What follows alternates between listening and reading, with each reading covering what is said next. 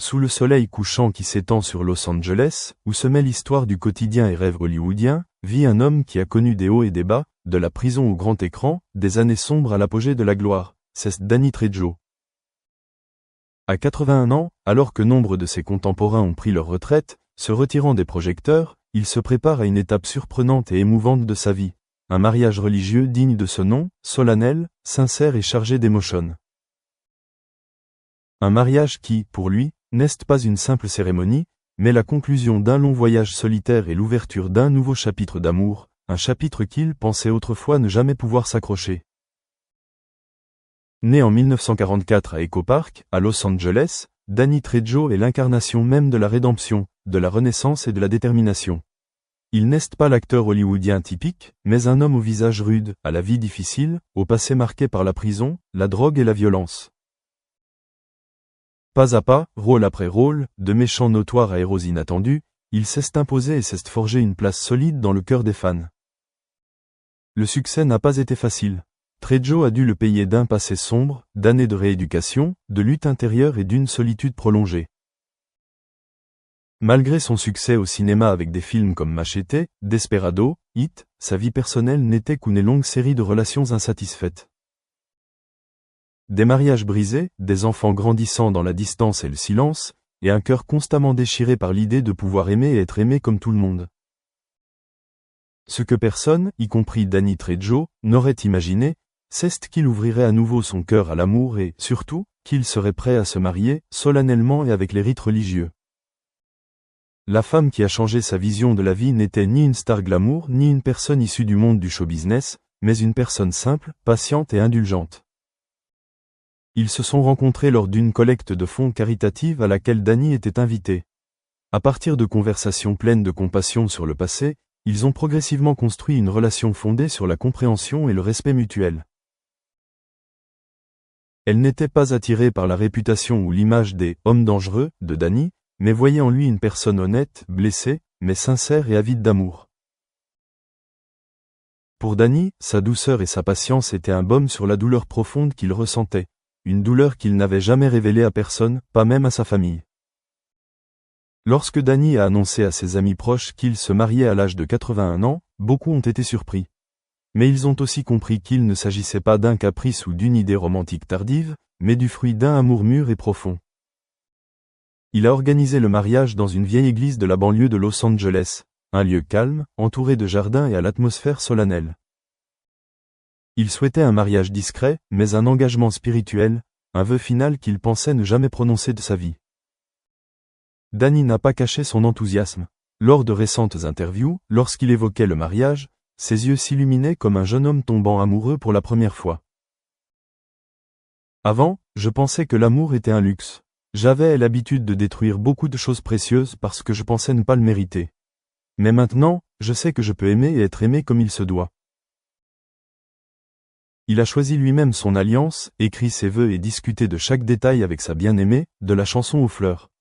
Des choses auxquelles Danny n'aurait jamais pensé se soucier, et encore moins s'enthousiasmer, pendant des années.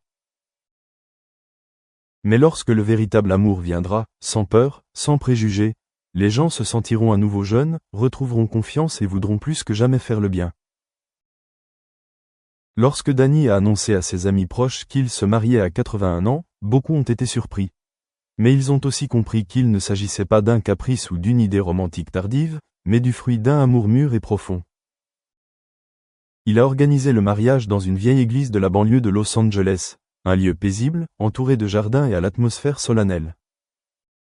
Il souhaitait un mariage discret, mais un engagement spirituel, un vœu final qu'il pensait ne jamais prononcer de sa vie. Danny n'a pas caché son enthousiasme. Lors de récentes interviews, en évoquant le mariage, ses yeux s'illuminaient comme un jeune homme tombant amoureux pour la première fois. Avant, je pensais que l'amour était un luxe. J'avais l'habitude de détruire beaucoup de choses précieuses parce que je pensais ne pas en être digne. Mais maintenant, je sais que je peux aimer et être aimé comme il faut. Il a choisi lui-même son alliance, a écrit ses vœux et a discuté de chaque détail avec sa bien-aimée, de la chanson de mariage aux fleurs. Pendant des années, Danny n'aurait jamais imaginé que ces choses l'intéresseraient, et encore moins qu'il les enthousiasmerait. Mais lorsque le véritable amour viendra, plus de peur, plus de préjugés, les gens retrouveront leur jeunesse, retrouveront confiance et voudront plus que jamais faire le bien. C'est peut-être le contraste entre son apparence dure et son âme aimante qui rend Danny Trejo si spécial aux yeux du public. Lors de son prochain mariage, il épousera non seulement la femme qu'il aime, mais aussi lui-même, la vraie personne intérieure, qui ne se cache plus, ne s'évite plus. Sa famille, et en particulier ses enfants, Gilbert, Daniel et Danny Boy, soutiennent tous la décision de leur père. Ils confient ne l'avoir jamais vu aussi heureux et serein que ces derniers mois. Mon père était un homme qui n'a plus jamais cru au mariage, mais maintenant il rit, lui prépare le petit déjeuner tous les matins et parle de l'avenir comme s'il avait 30 ans. Ça suffit à nous rendre heureux, a déclaré Gilbert. Danny Trejo n'était pas un homme parfait. Il avait tort, il a été battu, il a souffert. Mais au bout du chemin, alors qu'il s'apprêtait à se tenir devant l'autel et à prononcer ses vœux, il a prouvé que chacun, quel que soit son passé, peut être aimé et connaître une fin heureuse. Son mariage n'était pas la fin d'un chapitre, mais le début de la meilleure partie de sa vie, un moment où il avait plus de combat, plus de lutte contre la douleur, mais où il pouvait être lui-même, un homme qui avait appris à aimer et à être aimé, véritablement et pleinement. Après leur mariage, Danny a emménagé dans une maison de banlieue confortable avec sa nouvelle épouse. Ils y cultivaient des fleurs, cuisinaient ensemble et vivaient paisiblement avec leurs animaux, leurs amis et leur famille. On était loin du « Machete » du film. Un homme au regard froid et à la voix rauque, chargé d'un passé sombre. Aujourd'hui, Danny Trejo est un homme qui prépare le petit déjeuner, nettoie le plan de travail de la cuisine, lit des livres de méditation et écrit chaque jour pour consigner les émotions qu'il n'avait pas osé affronter depuis des décennies. L'amour n'est pas quelque chose qu'on garde pour soi. C'est un geste quotidien, a-t-il déclaré dans une interview accordée à un journal local. Avant, je pensais que quelqu'un comme moi ne méritait pas d'être aimé. Mais maintenant, je comprends qu'en décidant d'être gentil, j'ai commencé à m'aimer moi-même. Ce changement ne s'est pas fait naturellement. Danny admet qu'il a dû apprendre la patience, apprendre à écouter et apprendre à s'excuser. Au début de son mariage, il lui arrivait encore de réagir de manière excessive, conservant les instincts défensifs qui l'avaient aidé à survivre en prison et dans la rue. Mais grâce à la persévérance et à l'amour de sa compagne, il a appris à s'humilier, à s'adoucir et à faire confiance aux autres. Santé, les failles du temps et la confrontation courageuse. À 81 ans, Danny Trejo a reçu de nombreux avertissements de santé. Des années de dépendance, une alimentation malsaine et des dizaines de rôles physiquement exigeants ont laissé des traces sur son corps.